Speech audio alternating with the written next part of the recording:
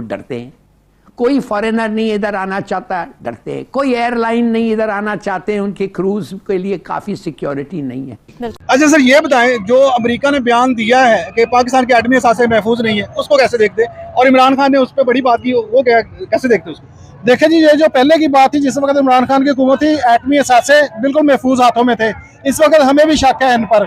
ये जो हुकूमत है, ये सियासी पॉइंट स्कोरिंग है। इमरान खान ने कहा है कि मैं जानता हूँ कि वो महफूज है। क्या सियासी पॉइंट स्कोरिंग है कि अब महफूज नहीं रहे? नहीं, सियासी पॉइंट स्कोरिंग नहीं है। ये जो इनके करतूत है ना, ये जो हमारे इस वक्त काबज हुक्मरान है, ये उनकी करतूतों की वजह से हमें इनके ऊपर शक है। ये कुछ भी कर सकते हैं, पाकिस्तान को किसी वक्त भी भेज सकते हैं ये। अच्छा, इनसे जान छूट गई, इमरान खान की दोबारा से हुकूमत बन गई। क्या समझते हैं कि पहले जैसी हुकूमत होगी या पाकिस्तान के लिए कोई मुश्किल साबित होगी? इंशाल्लाह बहुत तब्दीली आएगी। आप भी देखें, हम भी देखेंगे। मैं तो इंशाल्लाह अगर मेरे से पूछें तो मैं बोलता हूँ जिस बुनियाद पे, ये कलमे की बुनियाद पे हासिल किया ना, अब इसको चाहिए कि ये जमहूरियत खेलना छोड़ दे, अदालतें खत्म कर दें, काजी बैठा दें। जितने भी यूसी में आ रहे थे, यूसी में काजी में बैठा दें और ये फैसले करें इंशाल्लाह। ब्रेन ड्रेन भी तो हो जाता है ना, जो अच्छे पढ़े लिखे लोग हैं, स्किल्ड लोग हैं, वो बाहर चले जाते हैं क्योंकि अपॉर्चुनिटीज ही नहीं है। ब्रेन है ही नहीं। अच्छा, माफ करिए, ब्रेन है ही नहीं ड्रेन करने के लिए। इस मुल्क में इस वक्त औरत तो है, वो कह रहा है बकौल मिस्टर इस्माइल, उनको कोई सिक्योरिटी नहीं है, वो डरते हैं। कोई फॉरेनर नहीं इधर आना चाहता, डरते हैं। कोई एयरलाइन नहीं इधर आना चाहते हैं, उनके क्रूज के लिए काफ़ी सिक्योरिटी नहीं है। पुलिस बेकार है, टेररिज्म का खर्चा है, और 40% पाकिस्तानी हैं इस मुल्क में जो छोड़ के मुल्क को जाना चाहते हैं। 40%। इससे बड़ा कंडेमनेशन और डैमनेशन क्या हो सकता है? यूएनएससी की जो परमानेंट मेंबर्स है वो ये चाह रहे हैं इंडिया को परमानेंट मेंबर्स की लिस्ट में शामिल किया जाए इंटरनेशनल पीस को कायम रखने के लिए। इसके बारे में क्या कहना चाहोगे? इसके बारे में सबसे पहले तो मैं ये कहना चाहूँगा कि this is a lesson for Pakistanis. Being a Pakistani, हमें ये देखना चाहिए कि what are the reasons and what are the facts behind this activities, right. So first of all इसके लिए हमें देखना पड़ेगा कि इंडिया ने जिस तरह से मार्केट को कैप्चर किया हुआ है, इंडिया एक बेसिक नेसेसिटी है पूरी वर्ल्ड के लिए। क्यों हिला डाला इंटेक, राइट। सो अगर आप देखें इस टाइम ट्विटर का भी उसे फायर कर दिया गया। सीईओ कौन था? इंडियन था। एडोबी का कौन है? इंडियन था। गूगल का कौन है? सुंदर पिचाई इंडियन है। So these are the facts जिन्हें हमें देखना पड़ेगा। हमें जो है ना मार्केट में निकल के हमें दुनिया को मजबूर करना पड़ेगा कि हम उनकी ज़रूरत बने। मजबूर करना पड़ेगा, कोर्स। इसके अलावा we don't have any other option, right. मेहनत नहीं करनी पड़ेगी। ऑब्वियसली मेहनत करेंगे तो वहाँ तक पहुँचेंगे, then we will be able to force them के यार we are doing something right here. कि ये जो इम्पोर्टेड जोकर हमारे ऊपर मुसल्लत किए गए हैं, हम तो अपनी पाक आर्मी के साथ कल भी थे, आज भी हैं। पाक हमारी आर्मी जो है हमारे लिए काबिल फख्र है, लेकिन ये इम्पोर्टेड जोकर जो हमारे ऊपर लाके बिठाए गए हैं, ये इलेक्शन खान साहब ने जो आवाज बुलंद की थी, हमारा मकसद सिर्फ एक ही था, हम अपनी गुलामी की जंजीरें तोड़ दें।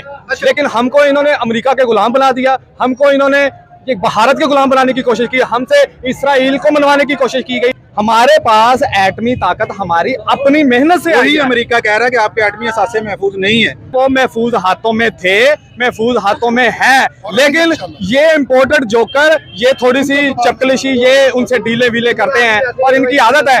बेटी इनकी पासपोर्ट लेके मैं कभी लंदन नहीं जाऊंगी, मैं कभी अमेरिका नहीं जाऊंगी, भाग गई। वो इतनी सी सर्जरी करवाने के लिए अमेरिका से उधर लंदन चली गई है।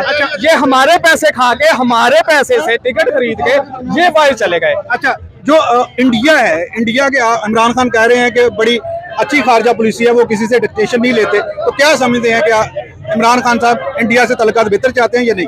इंडिया के साथ हम जो अपने ताल्लुकात रखेंगे, वो कश्मीर हमारा हमें देंगे तो फिर हम उनके साथ ये ट्रेड भी करेंगे और उनके साथ दोस्ती भी रखेंगे, हमारा हम साया। अच्छा, हकीकत ये है कि उन्होंने आर्टिकल 370 हटा दिया, कश्मीर को उन्होंने अपना ही हिस्सा डिक्लेयर कर दिया। जान दे देंगे इसके लिए, क्या बात कर रहे हो आप? उसके बाद पाकिस्तान ने कुछ भी नहीं किया और खान साहब की हुकूमत भी हटा दी। इसको कैसे दें?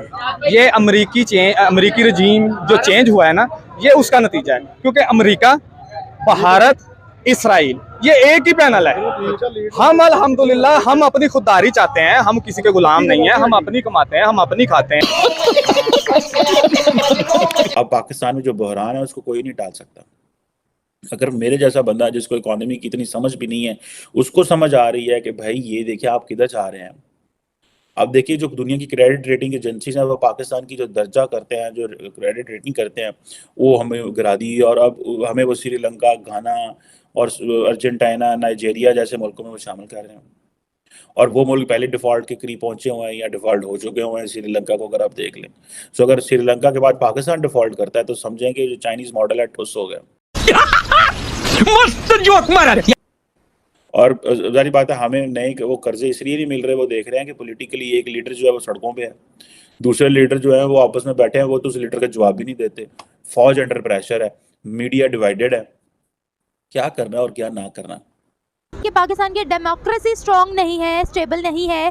और अगर मैं बात करूं, इंटरनेशनल इन्वेस्टर जो है वो इंडिया में जाना पसंद करता है बिकॉज उनको वहाँ पर सिक्योरिटी थ्रेट्स नहीं आते हैं। पाकिस्तान में कोई इन्वेस्टर नहीं आता है। क्या ये भी एक वजह है कि में जो है वो जो सिक्योरिटी काउंसिल्स होती हैं बड़ी बड़ी, जो इंटरनेशनल ऑर्गेनाइजेशन जो है वो प्रेफर नहीं करती और इंडिया को प्रेफर करती है? बिल्कुल, वही तो मैंने कहा ना, इंडिया एक बहुत बड़ी मार्केट प्लेस है, लेकिन उन्होंने उनको एक वन विंडो फैसिलिटीज़ भी प्रोवाइड की हैं। वहाँ पर बिजनेस जोन्स और इस तरह की चीज़ें उन्होंने प्रोवाइड की हैं, अपॉर्चुनिटीज़ दी हैं।